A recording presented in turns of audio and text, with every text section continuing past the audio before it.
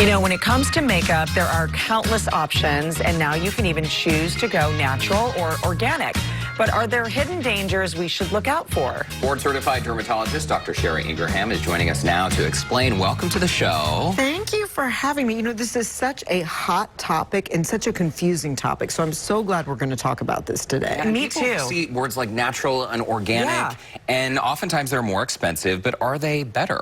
Not necessarily, because the main thing to know is organic doesn't really mean anything when it comes to skincare. It does with food. The USDA regulates it, but the FDA isn't so strict or doesn't really manage organic labeling on beauty products. So these are from a great store, Walgreens. And so you have an organic mascara and organic skincare. You'll notice this product has 80% organic.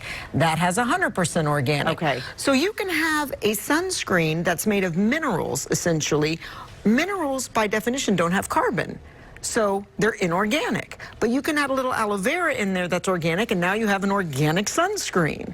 So it's a little tricky. What organic should mean in a skincare product is that there's no harsh chemicals, no sulfates, parabens, we'll get into all of that in a minute, and that it was grown on soil that did not have harsh chemicals in it. Okay. And typically the preservative level is a little bit lower, It's very low, and they're natural preservatives. So that's what you're looking for. So if you want to go into this genre, it doesn't have to be organic. It can be natural, or what we like to call clean, but it doesn't need to truly be organic to be the healthiest. Does that mean, though, so if it says natural, organic, is it less likely to irritate or cause problems on your skin? It's not. No, it's a misconception. You know, some of the worst allergies I see are to lipstick, and castor oil is the #1 allergen in lipstick, and it's natural, and it can be organic, but it is very, very allergenic. Peppermint oil, which is in a lot of oils that are organic or natural, cause allergic reactions. Tea tree oil, aloe vera oil, that's what we see allergies to as much as we do to formaldehyde and parabens. Right. So it's very interesting. So the key thing is do what makes you feel good about what you put on your skin, but also what you aren't sensitive to, and we'll get into that. And so you're saying avoid these ingredients, formaldehyde, parabens, phthalates, ingredients listed as fragrance. Are these the actual names that would be listed on our ingredient? Or are we looking for more of the scientific There's other names? names. What I tell people is don't necessarily avoid them, be aware of them. So if you've been told by your dermatologist, your allergist, you're paraben sensitive, avoid parabens. If you're concerned about phthalates being endocrine disruptors, which is kind of a controversial subject, avoid them. But I'll tell you, these are the most commonly recommended dermatologist products. Cerave is what I recommend to more patients every day. It is made with parabens. Cetaphil is made with parabens. They're dermatologist tested, dermatologist proven, anti-comedogenic, prevent acne, but they have parabens. Aveeno does not contain parabens. So if you want to look out for parabens, read your labels. That's the key. Formaldehyde and formaldehyde releasers are safe. They're in a lot of products, but if you're sensitive to these things, you may see DMDM as an ingredient. You may see formaldehyde releasers, quaternium 15 is in some products. If you're sensitive to those ingredients, avoid products. So the easiest way to avoid all of those things you just saw listed is to buy things that'll say natural on them. Okay. Or vegan often. But that's tricky. We'll get into it. Some vegan products are animal-free, but they have synthetic chemicals in them. I feel like these companies are trying to trick us, though. It's not that. It's more responding to consumers. So consumers start to live a certain lifestyle. They want to be more natural. So then they come up with a natural products line. But natural doesn't always mean better. It just means natural. If you are against animal products, look for vegan products, right? They have no animal products in them, but Burt's Bees is made of beeswax. That's an animal product, so it's not vegan. So it's a little bit tricky. You have to think it through. But, you know, Sephora did a great job. They started something called Sephora Clean on their website. And these products that they list are chemical-sensitive, chemical-free products for the most part. So they don't use the preservatives that are listed there. So if this is something that really resonates with you, buy those products. And they have a green check mark next to them, right? Exactly. Yeah. Our fragrance, Miss Saint Louis #4. Yes, exactly. And there's also a little section in their store that shows you exactly what's on the website. But what I want to say, and I want the public to be aware of, is that these products that are tried and true by huge companies that are tested and tested and tested on skin that is both normal skin barrier, broken skin barrier, eczema eczema-prone skin barrier, a lot of them contain parabens and do well, but some patients can't tolerate those products. So just be aware of what you are sensitive to. You can get tested, which we'll talk about that, and then steer towards those products. But I think just buying something because it's vegan or just buying something because it's organic is not necessarily going to prevent you from having a reaction. Okay, well, let's go to the center here, which is all about makeup. We kind of hit on this. You talked about lipstick allergy. I've had friends that have had rashes on their eyelids because of what's in some eyeshadows that they tend to be allergic to. Absolutely. So these are all things that are in our product that we need to watch out for. So some pointers. If you do tend to have sensitive eyelids, glittery eyeshadows are more sensitizing. So wear matte eyeshadows. The thing that people tend to really react to with eye makeup is actually the eye makeup remover. And not the eye makeup itself. So mascara, we'll talk about in a moment, is tricky. But if a product contains water, it's going to have a shorter shelf life, essentially, okay? So water-based mascaras tend to be thrown out quicker because they're going to grow bacteria quicker. We need these preservatives, these parabens, these formaldehydes, these quaternium 15s to keep the bacteria from growing. And one thing to keep in mind, I tell patients, is you are much more likely to get a skin infection from a product not having a preservative than you are an allergic reaction from it having a very low percentage of a preservative. And an infection is worse than an allergic reaction. Very quickly, before we go to break, how do you know once your mascara has started growing a bunch of bacteria in it? Like, when do you replace it? If it smells, throw it out. So 3 months is the rule. But when in doubt, throw it out. So it'll get a little cakey. It'll start to smell. Usually products near the eye or products in little pots where you're putting your finger in a lot. 3 months is a good rule. Organic makeup, I'm glad you brought this up. A lot of stores will not carry purely organic makeup because it has no shelf life. They can't turn it over fast enough and sell it because after a month of it being open, you got to throw it away. There's not enough preservatives in it. Okay, we're going to continue the conversation. Dr. Ingraham is going to stick around after the break. She's sharing more beauty basics, what to look for when buying makeup. We're going to continue this conversation and those safe practices. No more mascara for a year.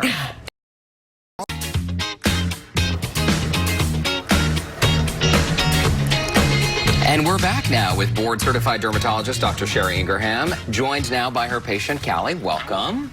Well, now it's time to talk beauty basics, and I'm just going to let you go because this is really all this information. We're talking basically product specific, right? Right. So there's something for everyone. If you want mineral-based makeup, and mineral-based makeup is really cool because it's one of the best blockers of sun. So it's titanium and zinc and other micronized stone-based particles.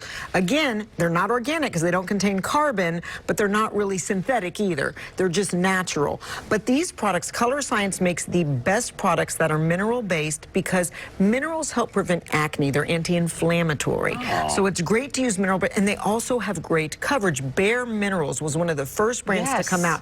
These products by Bare Minerals and Color Science, paraben-free, you know, synthetic, you know, all those things we talked about, preservative-free. So if you're looking for something natural, not organic, chemical-free, but good coverage, great sunscreens, Supergoop, Color Science, Bare Minerals. I recommend these to patients all the time.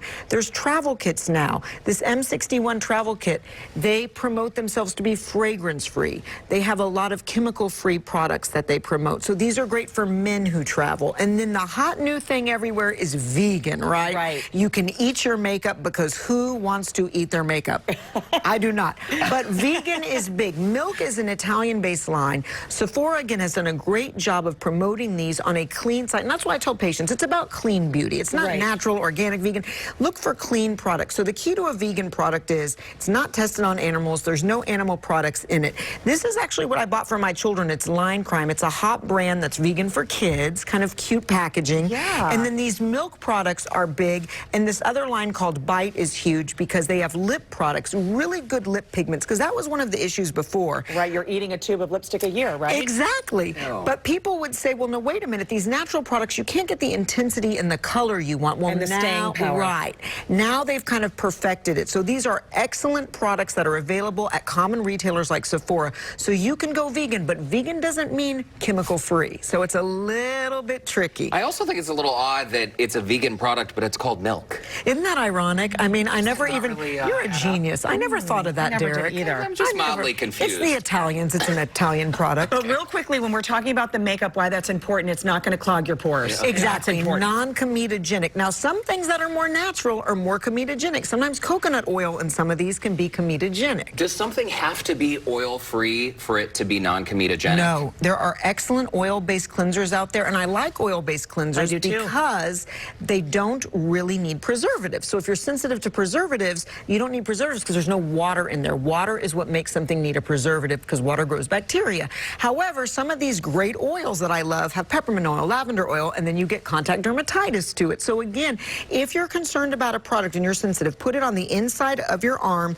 twice a day for a week or two and see if you react. That's kind of a mini patch test.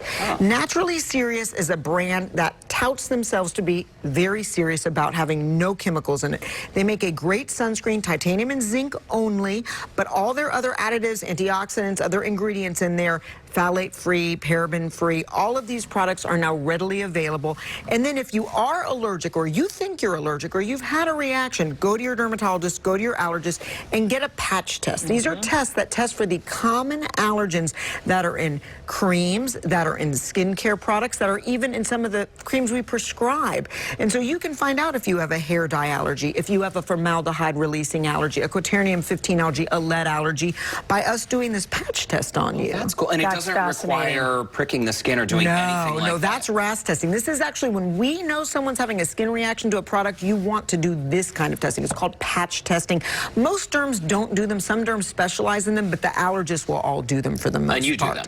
I do them. I do them. I'm a big believer in patch testing. And then oftentimes patients will get a list that will tell them what products to buy and not buy. And they're kind of surprised sometimes when because you know what? Parabens cross-react with paraphenyldiamine, which is in paraphenyldiamine is what makes hair color and henna make color, but it cross-reacts with parabens. So you can kind of find out these tricky little cross-reactions. Other things that are important are mascara. So this is the most common thing that I find people ask questions about. And so we're going to have a little demonstration here with Callie and mascara. Solvent-based mascaras have preservatives, right? So people who want natural say no preservatives. The problem is you have a very low shelf life on a natural water-based mascara. It's going to grow bacteria, staph, and Pseudomonas quicker, so you're going to have to throw it out more quickly. So I'm a fan of solvent-based mascaras.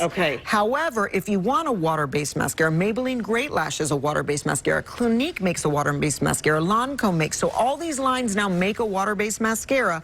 They're good if you have fake lashes. You can't have those chemicals on your lashes.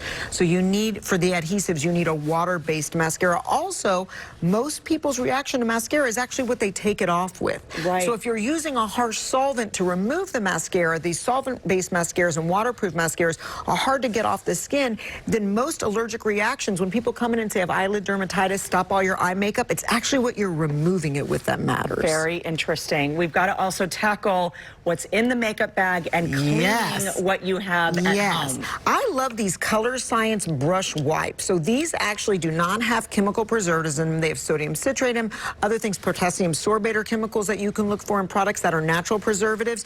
Those are less kind of irritant, allergic-based preservatives. You take your brush once a week. You can wash it with a little shampoo at home. I tell people, find a very clean, fragrance-free shampoo. Wash your brushes once a week. Let them dry flat. Or take one of these wipes, and you kind of take your brush and wipe it onto the wipe and clean it that way. But these things harbor bacteria, and your bags harbor bacteria. So clean out your bag once a week. Clean your brush once a week.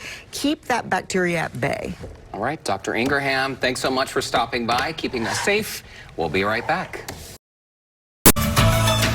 So that mascara conversation is still kind of freaking me out. You throw it away when it smells? Or before it smells. You shouldn't be keeping your mascara longer than 3 months. If it's clumpy. I want to do one of those allergy tests. By the way, you can go see Dr. Ingraham in Sugar Land, and they have a brand new location down in League City. She's fantastic. The Skin Whisperer. She really Thanks for joining is. us today. We'll see you tomorrow.